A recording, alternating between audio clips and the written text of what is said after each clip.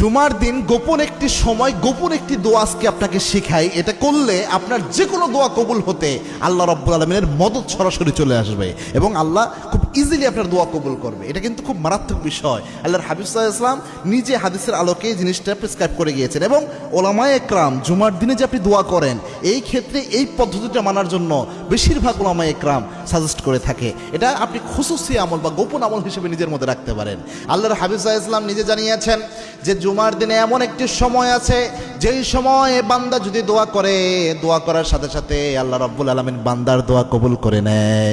মুহাদ্দিসিনে ইকরাম ব্যাখ্যা করেছেন ওই সময়টা হচ্ছে ইমাম সাহেব যখন মিম্বারে বসে খুতবা দেওয়া শুরু করে সালাম ফিরানোর আগ পর্যন্ত এই সময়টায় দোয়া করলে দোয়া কবুল হয়। এটা হচ্ছে 1 নাম্বার। 2 নাম্বার হচ্ছে আরেকটা সময়, সেটা হচ্ছে মাগরিবের আগ মুহূর্ত, আসরের পরে এই সময়টায় দোয়া করলে দোয়া কবুল হয়। 2টা সময়ের কথা বলা হয়। এই 2 সময়ের যে কোনো সময় একটা বাক্য দিয়ে, যে বাক্যটা আমরা অনেকেই জানি না, এই বাক্যটা দিয়ে দোয়া করবেন। গোপন এই জন্য বললাম যে অনেকেই জানে না।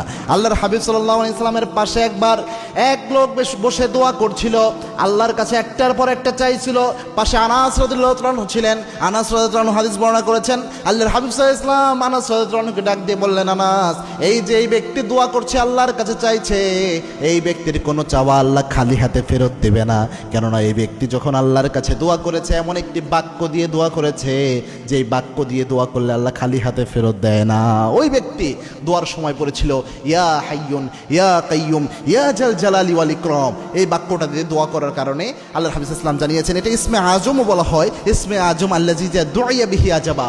ইসমে আজম দিয়ে যদি কেউ আল্লাহর কাছে দোয়া করে ওই দোয়া আল্লাহ খালি হাতে ফেরত দেয় না। আল্লাহর হাবিব এটার কথা বলেছেন। এই জন্য জুমার দিনে যখন দোয়া করবেন, ইমাম সাহেব মিম্বারে বসে গিয়েছে, আমার মা বোনরাও করতে পারেন, একটা আইডিয়া করে ওই সময়টাতে আপনারা চেষ্টা করবেন সালাম ফিরানোর আগ পর্যন্ত যে সময়টা, ওই সময়টাতে দোয়া করার জন্য। পাশাপাশি আসরের শেষের দিকে, অর্থাৎ মাগরিবের আগ মুহূর্ত আসরের শেষের দিকে এই সময় চেষ্টা করবেন দোয়া করার জন্য। ইয়া হাইয়ুন ইয়া কাইয়ুম ইয়া জাল জালালি ওয়াল ইকরাম এটা পড়বেন বেশ কয়েকবার, বেজোর সংখ্যা পড়ে আল্লাহর কাছে এটার মাধ্যমে চাইবেন আল্লাহ আমার এই প্রয়োজন পূরণ করেন, ওই প্রয়োজন পূরণ করবেন। ইনশাআল্লাহ আল্লাহ রাব্বুল আলামিন আপনাকে বরকত দিয়ে পরিপূর্ণ করে দিবেন।